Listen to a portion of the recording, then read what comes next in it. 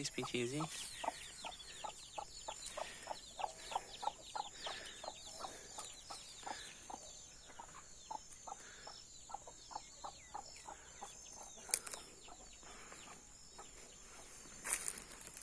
Tamanho. Olha o tamanhozinho da criaturinha. Tem que escorar, senão vai acabar quebrando. As bananeirinhas muito fraquinhas. Doido. Ó. E é banana grande ainda, mexi essa banana de fritar.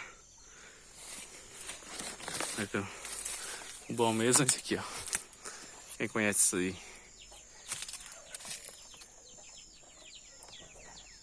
Alguém conhece? Qual é o nome dessa banana na sua região? Começando a querer madurar já.